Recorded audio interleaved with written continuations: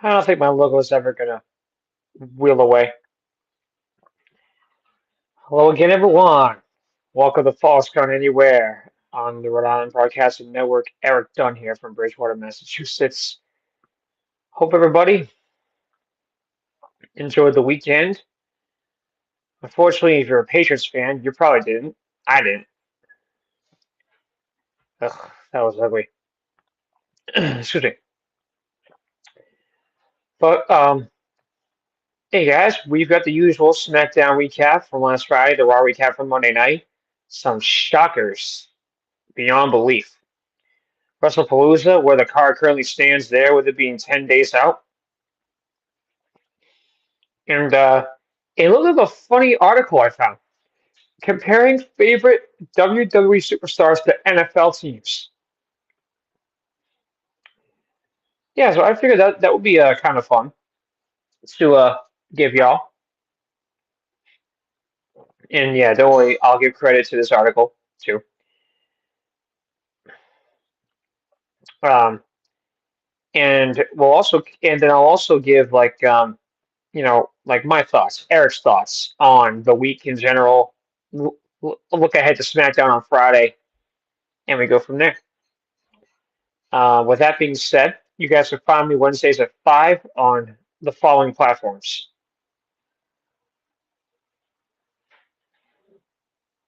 YouTube, Kick, and Rumble at Rhode Island Broadcasting, and on Twitch at RI underscore broadcasting. That is where those four platforms you can watch me live every Wednesday at 5, and then it'll be podcasted up later on, if not the next day, then later on in the week by the weekend, actually, on these platforms: Red Circle, Spotify, TuneIn, and iHeart Podcasts at RI Broadcasting.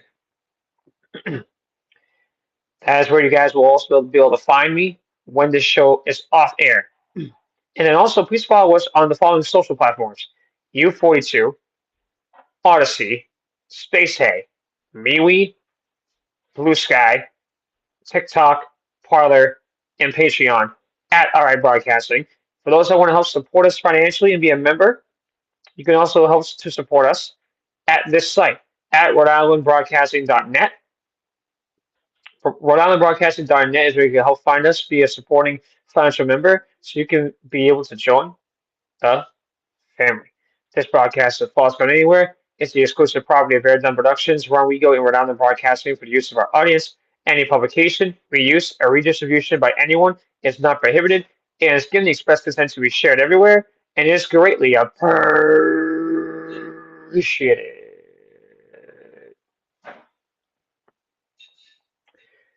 So I guess we'll take care of this first. Um, there is an updated change regarding John Cena's retirement tour. Um, there has been a change regarding the dates on his calendar and schedule that he has left. For those that were wondering about Saturday night's main event in December, that is no longer going to be at the Garden, because I believe that they're going to pivot and do something a little bit different with that. Here's the confirmed of what John has left. John's got 7 dates remaining. Okay, John has 7 dates left, and here are the dates. Next Monday night for Raw, they're at the Mass Mutual Center in Springfield. About eh, probably a little bit over 2 hours from where I live in Bridgewater. And then WrestlePalooza um, in 10 days from Indianapolis. And then after that, um, October 11th, Crown Jewel in Perth, Australia. And then on November 10th, Raw will have Raw will be a TD on that one. And then the following Raw, they're going to be at MSG in New York. And then the 29th, Survivor Series in San Diego at Petco Park. And then his retirement match is December 13th. There is no saying right now where Saturday Night's main event is going to be. There is no saying about that yet. But what I do know is that John will be in Massachusetts 2 more times. Springfield next Monday night, and the Garden on 11/10. And then, as I mentioned, he's got WrestlePalooza. I'll get to that in just a couple minutes. Crown Jewel Perth in Australia, then MSG in New York, then Petco Park, San Diego, and December 13th to be determined. So I will keep you guys posted on where that goes and everything that you will need to know regarding his farewell match and his retirement match. Um, Speaking of WrestlePalooza, why don't we go over this first? Because we might as well. So, speaking of John, it is confirmed. Let me give you this: the greatest of all time versus the Beast incarnate is official. They will go to war one final time. Excuse me, throat. There is plenty of history between these two future Hall of Famers. Lesnar is 4-2 all time against Cena in one-on-one competition. The last time these two collided was Night of Champions back in 14, where Cena won, even though it was by disqualification. With Cena winding down on his retirement tour, can he notch a win and conquer the Beast before he is gone from the ring for good?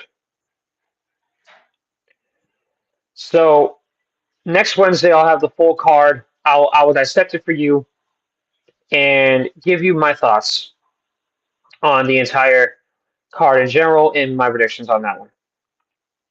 Um, Here's also what the card says for right now: Io Sky versus Stephanie Becker for the Women's World Heavyweight Championship. And then these two matches were just added. The Usos, Jay and Jimmy versus Bronson Reed and Braun Breaker. Here's a little something about Jay that you guys should be aware of. At the end of Raw Monday night, he speared LA Knight. How many of you out there think that this could be the beginning of a heel turn? Oh, oh, sorry, Ron. I'm not on the Raw results. I'm still with WrestlePalooza. I'm just tying it in here all together. This will be a topic that we're going to discuss next Wednesday night, and that is Jay on the verge of turning heel? Because the spear on LA Knight, when he was trying to leave halfway through the night, Jimmy responded back by saying, "You know what you sound like? You sound a lot like Roman." Keep that in the back of your mind, folks. Is Roman trying to rub off on Jay a little bit here? Roman's, I believe, is taking an extended leave of. I believe Roman is taking a extended leave of absence, probably until Crown Jewel. Um, I'm going to say Crown Jewel. I'm going to say Survivor Series. One of the two. So be on the lookout for the Usos. Either I don't think that they're going to be on this Friday, so be on the lookout for them on Raw next Monday night. Um, and then this match was officially added from Raw Monday night, and it is a mixed tag team match. It's Seth Rollins, the World Heavyweight Champion, and the Women's Intercontinental Champion, his wife Becky Lynch, versus the best in the world CM Punk and the returning AJ Lee. After over a decade, AJ Lee is back, signing a multi-year deal with WWE. Did you hear the pop for her on Monday night? That pop for her on her return Friday was tremendous. Like that whole segment was pure gold too. She drilled that and nailed it beautifully.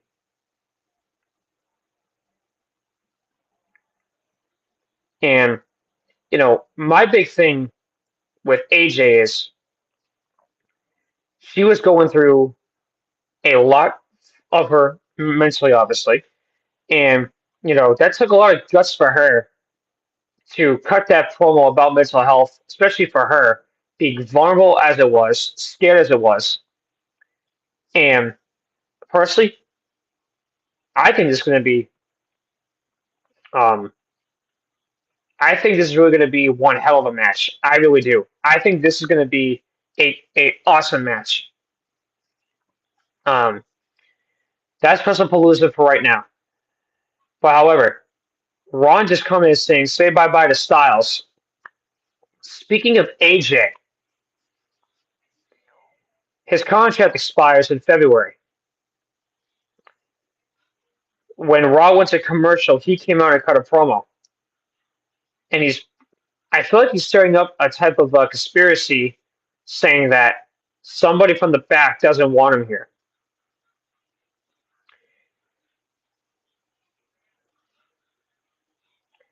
Could he be taking a shot at Triple H?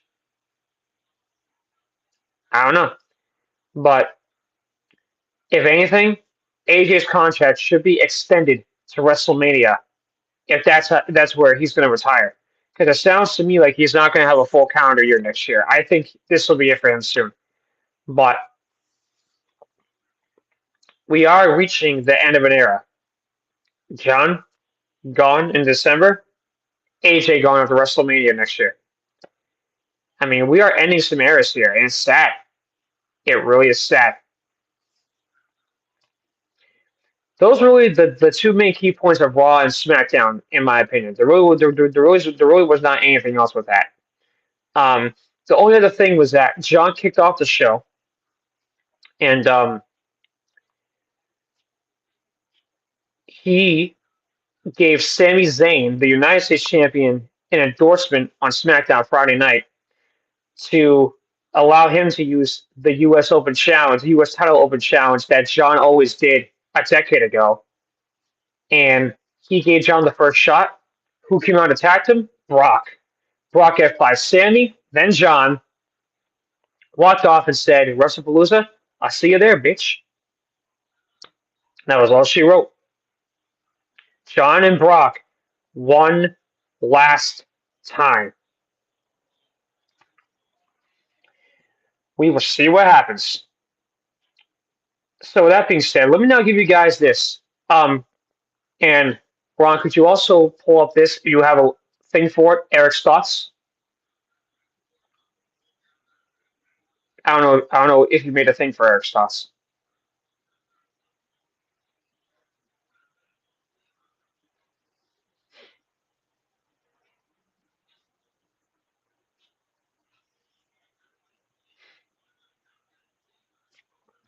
Okay, that's fine. Um, Comparing favorite WWE superstars to NFL teams. Here's some fun comparisons for you, and this was with the NFL season now upon us, and WWE moving its PLEs to ESPN's new direct-to-consumer streaming service. Veteran NFL writer and the Pat McAfee Show correspondent Mark Caboli compares each NFL team to a superstar in WWE.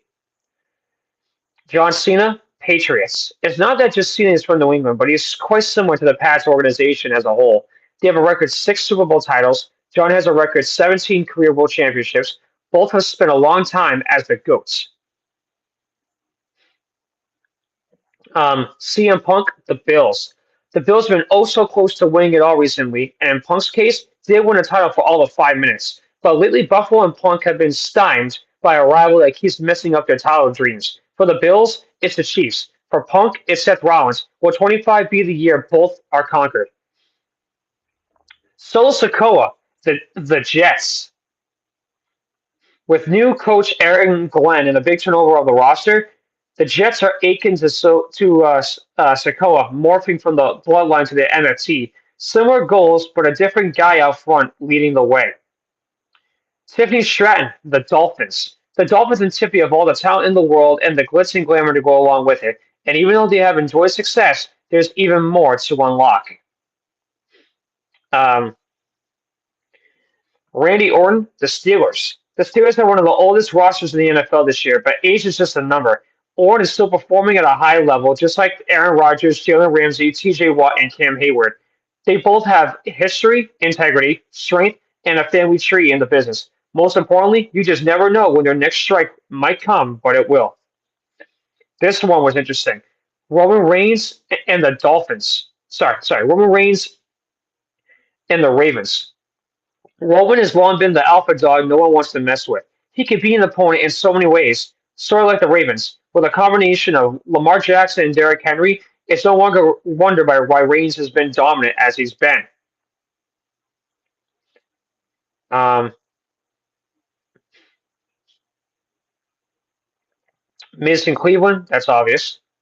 Rhodes and the Chiefs. Cody and the Chiefs.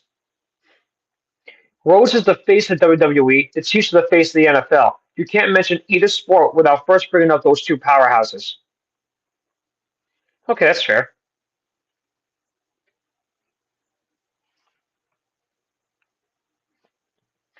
Paul Heyman and the Eagles. That's obvious. Becky Lynch Commanders. Okay, I can see that. Sheamus and the Giants. Okay. Charlotte Flair Dallas Cowboys. Okay. Brock Lesnar and the Giant. No, sorry, Brock Lesnar and the Lions. Brock Lesnar will not be gnawing on kneecaps anytime soon, but the no nonsense, tough rugged mentality of the Lions coach Dan Campbell is what Lesnar is all about. Jay Uso, Vikings. R-Truth, Carolina. Yeah, that's obvious. Sami Zayn, Buccaneers. The Bucks are being overlooked in the NFC this year, just like Sami has been his entire career. Okay. Seth Rollins, LA Rams. Glitz, glamour, Hollywood, and the talent to go along with it. Drew McIntyre, Seahawks. No, nobody brings the boom to a wrestling ring more than McIntyre. The Seahawks secondary a decade ago was called the Legion of Boom. Okay. And those are some of my favorites. I'm not going to read all of them. Some of them they didn't even make any sense to me. But, you know, the hardest thing that I'm looking at with WWE is they've got to start off a little bit better. Now that ESPN is going to take over the reins of the PLEs. So we'll have to see what happens. Next week's broadcast, SmackDown Raw, if there's anything good there, previewing WrestlePalooza, and we will go from there. With that being said, this is Erik Dunn saying so long and thank you from my home in Bridgewater, Massachusetts. This has been a presentation of I'm Done with Sports that you guys can actually find on 990 WBOB, podcasted up tomorrow. I'm Done with Sports. I haven't mentioned that to you guys at all. My show on BOB is still active. It's live every Wednesday night at 10. You guys can find it podcasted up either by midnight or early Thursday morning. Definitely stay tuned for that, guys. I'm Red Sox and Patriots heavy for the rest of the month, and then, you know, Sox are making a final push towards the playoffs, and they're making one final dash to the finish line, trying to catch the Blue Jays. We will see what happens. Actually, speaking of which, oh, ouch! I don't know why I just did that. Sox and A's are in a heat clash. Sox are down 4-3 in the sixth. So just like their problem last week, completing the sweep over the Guardians, they have the Yankees coming to the Fenway this weekend too. Playoff seeding implications. I hope you guys enjoyed that series. It's going to be some pretty damn good entertainment, if you ask me. Pats still can't win in Miami. Let's see if they can do it this Sunday with the Dolphins. I'm Done with Sports. We'll have it all for you next week. And WWE will be here with you next week. Everybody have a great one. This has been False Gone Anywhere on the Rally Broadcasting Network. Thank you for watching and listening.